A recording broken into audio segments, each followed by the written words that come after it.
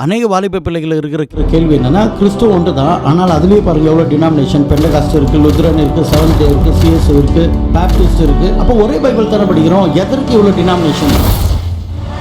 குழம்புறாங்க வாலிபர்கள். சில பேர் பரிசுத்தாவை நம்புறாங்க, சில பேர் பரிசுத்தாவின் இல்லை ஒரு ஃபோர்ஸ்ன்றாங்க, ஜெகா விட்னஸ்லாம். ஆனால் ஒரே பைபிள் தான் படிக்கிறாங்க, எதற்கு இவ்வளோ கருத்து வேறுபாடு? சில பேர் அந்நிய பாஷை நம்புறாங்க, சில பேர் அந்நிய பாஷை இல்லைன்றாங்க. எதற்கு ஒரே வேதாகமத்தை படிக்கிறவர்களுக்கு ஏன் இவ்வளோ confusion? Welcome to truth in Tamil. நான் போதகர் Jacob Jeyaraj. Most misunderstood ஸ்கிரிப்சரை பார்க்க போகிறோம், சில கேள்விகளை கேட்க போகிறாங்க. வாங்க ப்ரோக்ராம்குள்ளே போகலாம். கிருஷ்ணகிரியில் பார்த்தீங்கன்னா பேப்டிஸ்ட் இருக்குது, லுத்ரன் இருக்குது, சிஎஸ்சி இருக்குது, பெண்டகாஸ்ட் இருக்குது, ப்ராட்டஸ்டன் இருக்குது. எல்லாமே ஒரே பைபிள் தான் படிக்கிறோம். பட் எதுக்கு அங்கிள் இவ்வளோ டினாமினேஷன்? எனக்கு ஒரு கொஸ்டின் அங்கிள், சில பேர் பரிசுத்தாவினர் நம்புகிறாங்க, சில பேர் நம்புறதில்ல. எல்லாம் ஒரே பைபிள் தான் படிக்கிறாங்க, ஆனால் எதுக்கு இவ்வளோ பிரிவினைகள் அங்கிள்? ஜெகா விட்னஸும் இது பண்ண மாட்டேங்கிறாங்க, நம்ப மாட்டேங்கிறாங்க. பரிசுத்தாவினர் நம்ப மாட்டேங்கிறாங்க, ஒரு ஃபோர்ஸ்ன்றாங்க. ஆமாங்க அங்கிள், சிலர் அந்நிய பாஷை நம்புறாங்க, சிலர் நம்ப மாட்டேங்கிறாங்க. அங்கிள், ஒரே பைபிள் தான் அங்கிள் படிக்கிறோம், எதுக்கு அங்கிள் இந்த பிரிவினை? வேதாகமத்தை நம்ம படிக்கும்பொழுது முதலாவது நம்ம தெரிஞ்சுக்கணும், கான்டெக்ஸ்ட் ரொம்ப முக்கியம். எதற்காக எழுதப்பட்டது, ஏன் எழுதப்பட்டது, எந்த சூழ்நிலையில் எழுதப்பட்டது, யாருக்கு எழுதப்பட்டது. இப்போ வேதாகமத்தை படிக்கும்போது நம்ம முன்னோர்கள் எல்லாம் என்ன செஞ்சாங்கன்னா, அவங்க அந்த பைபிளை படிச்சுட்டு என்ன நினைக்கிறாங்களோ அதுதான் பரிசுத்தாவியானவர் பேசியிருக்கிறாருன்னு நினச்சிக்கினாங்க. இதனால தான் அநேக தவறான இன்டர்பிரிட்டேஷன். அதில் ஒரு இன்டர்பிரிட்டேஷனை தான் இன்றைக்கி நம்ம பார்க்க போகிறோம். அதுதான் என்னென்னா, சண்டே கிளாஸ்லேருந்தே கற்றுக் கொடுத்த ஒரு ஜபம், ஒரு வசனம் என்னென்னா, திருடன் திருடவும் கொல்லவும் அழிக்கவும் வருகிறான் என்று வேறு ஒன்றுக்கும் வரான், நான் அவைகளுக்கு ஜீவன் உண்டாயிருக்கும், இந்த ஜீவன் பரிபூர்ணப்படும் வந்தேன் என்று ஆண்டவர் சொல்வார். இதற்கெல்லாம் இருக்கிற பிரச்சனை என்னன்னு கேட்டிங்கன்னா, நம்மளுடைய முன்னோர்கள் வேதாகமத்தை படிக்கும் போது என்ன பண்ணாங்கன்னா, போதகர்கள் அவங்க பைபிளை படிக்கும் போதோ அவங்களுக்கு என்ன விளங்குதோ, என்ன புரிந்து கொள்கிறார்களோ அதுதான் கர்த்தர் பேசுனதுன்னு ஜனங்களுக்கு பிரசங்கம் பண்ண ஆரம்பித்தாங்க. ஜனங்களும் அதை அப்படியே நம்பிட்டாங்க. இதில் தான் நிறைய பிரச்சனைகள் வந்தது. நல்ல சமாரியன்னு இயேசுன்னு சொல்லிட்டாங்க. அந்த குற்றூராக கிடந்தவனே நம்மளை வச்சுட்டாங்க. கடைசியில் ஆண்டவர் என்ன சொல்கிறார், நீ போய் அதை செய்யன்றார். செய்யின்னு நாம் செய்ய வேண்டியதை இயேசு மேலே தூக்கி போட்டுட்டு நாம் என்ன பண்ணிட்டோம், அடிப்பட்ட இடத்துல போய் உக்காந்துட்டோம்.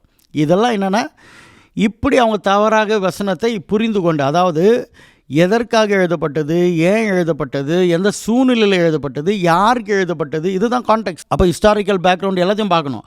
அது பார்க்காம இவங்க மனசுக்கு என்ன வருதோ அதுதான் ஆவியானவர் பேசுகிறாருன்னுட்டு சபையில் கூட சொல்லுவாங்க, ஆவியானவர் பேசுகிறது என்னவென்றாலும்.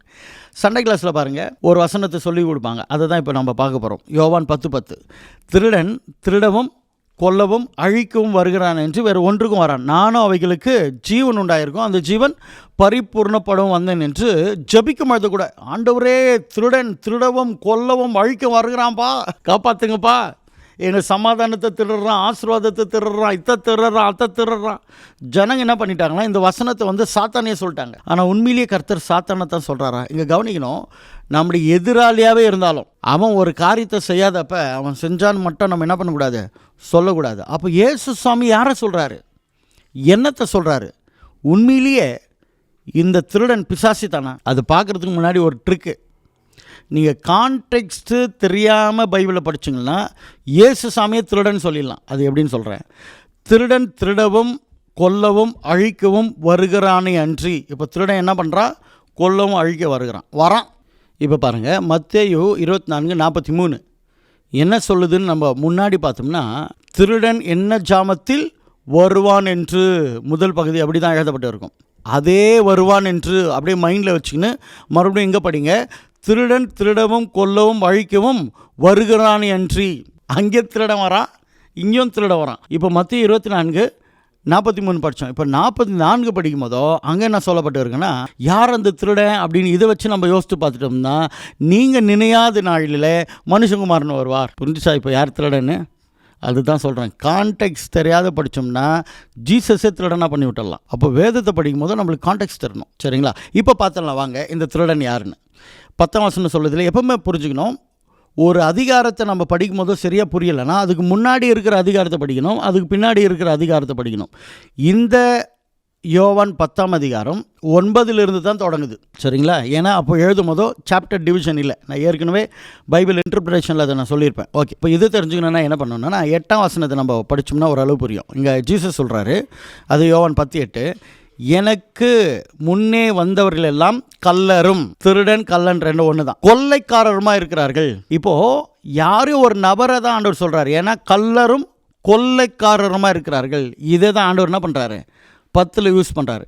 இப்போது 10:1 நம்ம பார்த்துருவோமே. மெய்யாகவே மெய்யாகவே நான் உங்களுக்கு சொல்லுகிறேன், ஆட்டுத் தொழுவத்திற்குள் வாசல் வழியாய் பிரவேசியாமல் வேறு வழியாய் பிரவேசிக்கிறவன் கள்ளனும் கொள்ளைக்காரனுமாக இருக்கிறான். இப்போ ஆண்டவர் ஏதோ ஒன்று சொல்லிட்டு வராரு.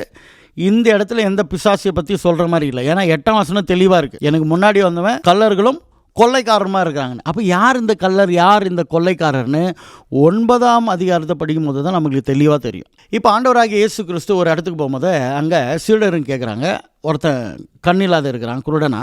ஆண்டவர் இவன் செஞ்ச பாவமா, இவன் முன்னோர்கள் பெற்றோர் செஞ்ச பாவமான் போது ஆண்டவர் சொல்கிறாரு, இது இவன் செஞ்ச பாவம் இல்லை, இவன் பெற்றோர் செஞ்ச பாவம் இல்லை, தேவனுடைய கிரியைகள் வெளிப்படும்படியாக இவன் இப்படி பிறந்திருக்கிறான் சொல்லிட்டு எச்சையை துப்பி ஆண்டவர் என்ன பண்ணுறாருன்னா சேரை உண்டாக்கி அவன் கண்ணில் தடவி நீ போய் சீலவாம் குளத்தில் போய் என்ன பண்ண கழுவுன்றாரு. இவன் அதே போல் செய்கிறான், பார்வை அடைஞ்சிட்டான். எவ்வளோ பெரிய சந்தோஷமான விஷயம். இதை ஜனங்க பார்த்துட்டு அடடட இவனாவன் எப்படி கண் வந்துச்சு. சில பேர் இவன் இருக்க மாட்டான், இதெல்லாம் சில பேச்சு பொருளாக இருக்குது, டாக் ஆஃப் த டவுன் அவன் தான். அப்போ கண்டுபிடிச்சிடுறாங்க, குருடன் தான் அவன். எப்படி பார்வை அடைஞ்ச, யாரும் ஒரு என்ன பண்ணார், சேர்த்த கண்ணில் போட்டார், கழுவு சொன்னார், கழுவுன சுகமாயிட்டேன். இந்த விஷயம் பரிசேயர்களுக்கு போகுது.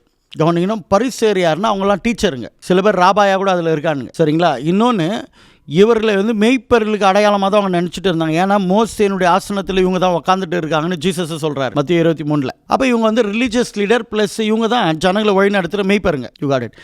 இப்போது குருடனாக இருந்தவன் கண்ணு தெரிஞ்சிச்சின்னு சொன்ன பிறகு இவங்களாம் சினகாக்கு வர்றவங்க எவ்வளோ சந்தோஷப்பட்டு இருக்கணும். ஏன்னா உனக்கு கண்ணு தெரியாத இருந்துச்சு, திடீர்னு ஜெபம் பண்ணி கண்ணு உனக்கு தெரிஞ்சு போச்சுன்னா ஒரு போதகராக இருக்கிறவங்க என்ன பண்ணியிருக்கணும், பெரிய சந்தோஷப்பட்டு இருக்கணும். இந்த சாட்சி ஊரெல்லாம் போய் சொல்கிற ஆண்டவர் நாம மகிமைப்படட்டும் அப்படின்னு சொல்லியிருக்கணுமா இல்லையா. இவனுக்கு அதை செய்யலை. எப்பவுமே குற்றம் கண்டுபிடிக்கிறவன் அவன் புத்தி அதே தான் இருக்கும். இந்த பரிசேயர் என்ன பண்ணுறாங்க, டேய் எந்த நாளில் உன்னை சுகப்படுத்தினா, சாபத் டே, அது ஓய்வு நாள். அப்போது ஆண்டவரை ரிஜெக்ட் பண்ணுறாங்க. இப்போ இவன் சுகமானது இவனுக்கு பெரிய விஷயம் இல்லை, ஆனால் ஓய்வு நாளில் பண்ணிட்டாங்களே.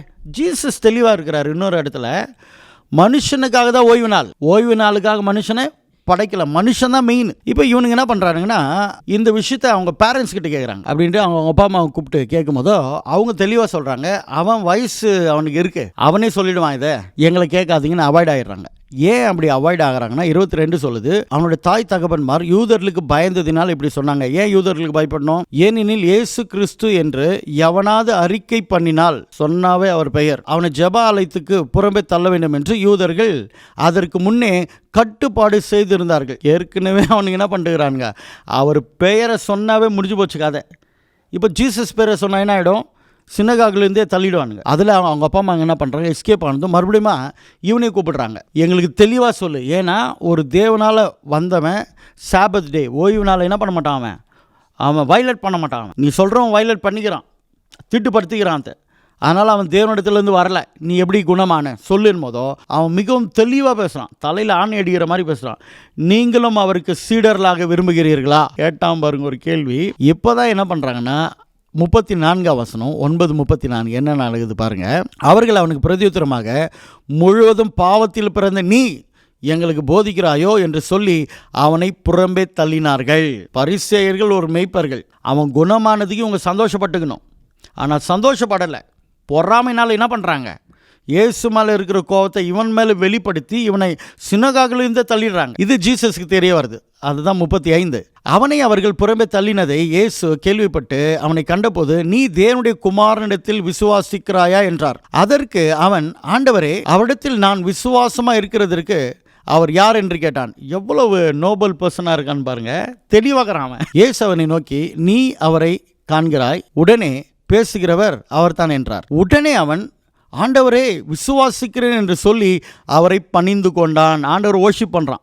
ஜீசஸ் என்ன பண்ணுறான், ஓர்ஷிப் பண்ணுறான். இந்த நேரத்தில் இந்த கான்டெக்ஸ்டில் பரிசேயர்கள் ஜீசஸ் கூடவே இருக்காங்க. அப்போ ஜீசஸ் சொல்கிற வார்த்தை இங்கிருந்து ரொம்ப கேர்ஃபுல்லாக பார்க்கணும். அப்பொழுது இயேசு, காணாதவர்கள் காணும்படியாகவும் காண்கிறவர்கள் குருடராக இருக்கும்படியாகவும் நியாய தீர்ப்புக்கு நான் இந்த உலகத்திற்கு வந்தேன் என்றார். இப்போ தான் சுருக்குன்னு கோவம் வருது யாருக்கு, பரிசேயருக்கு. இப்போ சொல்கிறானுங்க பாருங்கள், அவருடனே கூட இருந்த பரிசேயரில் சிலர் இவைகளை கேட்டபொழுது, நாங்கள் குருடரோ என்றார்கள். குத்து முள்ளு நெஞ்சு குறுங்குறோன்னு பாருங்க. குருடர்லாம் என்பதோ அதுக்கு பிறகு தான் ஆண்டவர் என்ன பண்ணுறாரு, அடுத்த கேர் போட்டு ஸ்டார்ட் பண்ணுறாரு. ஸ்டார்ட் பண்ணி தான் இயேசு அவர்களை நோக்கி, நீங்கள் குருடராக இருந்தால் உங்களுக்கு பாவம் இராது, நீங்கள் காண்கிறோம் என்று சொல்லுகிறபடியால் உங்கள் பாவம் நிலைத்திருக்கிறது என்றார். இதை சொல்லிவிட்டு அப்படியே கண்டினியூ பண்ணுறது தான் 10ஆம் அதிகாரம். சரிங்களா? இங்கே 10ஆம் அதிகாரத்தில் இந்த கான்டெக்ஸ்டில் சொல்கிறாரு, மெய்யாகவே மெய்யாகவே நான் உங்களுக்கு சொல்லுகிறேன், ஆட்டு தொழுத்திற்குள் வாசல் வழியாய் பிரவேசியாமல் வேறு வழியாய் பிரவேசிக்கிறவன் கள்ளனும் கொள்ளைக்காரனுமாக இருக்கிறான். யார் சொல்கிறாரு? ஆமாம், அவன் நல்லா இருக்கிறது பிடிக்கல, அவனுக்கு கண்ணு தெரிஞ்சது உங்களுக்கு சந்தோஷம் இல்லை, இப்பொழுது சந்தோஷமாக குடும்பத்தோடு வாழ்கிறதுல உங்களுக்கு சந்தோஷம் இல்லை, இன்றைக்கு ஃப்ரீ ஆகிட்டான், அவன் கட்டிலிருந்து விடுவிக்கப்பட்டான், அது உங்களுக்கு சந்தோஷம் இல்லை.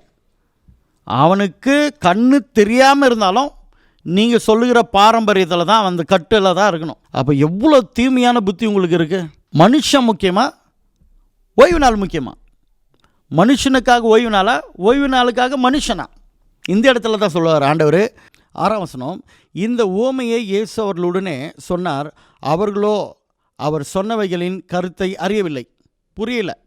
அதுக்கு பிறகு தான் கர்த்தர் சொல்கிறார், ஆதலால் இயேசு மறுபடியும் அவர்களை நோக்கி, நானே ஆடுகளுக்கு வாசல் என்று மெய்யாகவே மெய்யாகவே உங்களுக்கு சொல்லுகிறேன். சொல்லிவிட்டு இப்போ சொல்கிறாரு, எனக்கு முன்னே வந்தவர்கள் எல்லாம் கள்ளரும். யார்? All the religious leader. தேவ வசனத்துக்கு மேலே அவங்க பாரம்பரியத்தை வச்சுட்டுக்கிறாங்க பாரு, எல்லாரையும் கள்ளரும் கொள்ளைக்காரனுமாக இருக்கிறார்கள், ஆடுகள் அவர்களுக்கு செவி கொடுக்கிறதில்லை. அதாவது இந்த மனுஷன் யாருக்கு செவி கொடுத்தான்? இயேசுவுக்கு. அவங்களுக்கு செவி கொடுக்கல. சரிங்களா? இந்த கான்டெக்ஸ்டில் ஆண்டவர் சொல்கிறாரு, நானே வாசல், என் வழியாய் ஒருவன் பிரவேசித்தால் அவன் ரட்சிக்கப்படுவான், அவன் உள்ளும் புறமும் சென்று மேய்ச்சலை கண்டடைவான். டோட்டல் ஃப்ரீ ஆகிட்டான். ஃப்ரீ ஆகிட்டு பிறகு இந்த கான்டெக்ஸ்டில் சொல்கிறாரு, மறுபடியும் அந்த கோபம் ஆண்டவருக்கு தீரல. ஏன்னா மனுஷனில் அவர்கள் நேசிக்கிறார் ஆண்டவர். திருடன் திருடவும் கொல்லவும் அழிக்கவும் வருகிறானே என்று. உங்கள் இன்டென்ஷன் என்ன? அவன் குருடனாக இருந்தால் கூட பரவாயில்ல, உங்கள் பாரம்பரியம் இருந்தால் தான் அவன் பிடிச்சிட்டுக்கணும். வேறு ஒன்றுத்துக்கும் நீங்கள் லாக்கி இல்லை, யூஸ் ஃபார் நத்திங். ஆனால் நானோ அவைகளுக்கு ஜீவன் உண்டாயிருக்கவும் அந்த ஜீவன் பரிபூர்ணப்படும் வந்தேன். எவ்வளோ பெரிய மேன்மையான ஒரு வார்த்தை. சாத்தானுக்கும் இதுக்கும் சம்மந்தமே இல்லை. சாத்தான் கை கட்டிட்டு தலையில் அடிச்சுட்டு இருப்பான். ஆண்டவர் சொன்னது இந்த சாத்தானுங்களே, ஆனால் ஜனங்க யாரை சொல்கிறாங்க, என்ன சொல்கிறாங்களே நினச்சிட்டு இருப்பான்.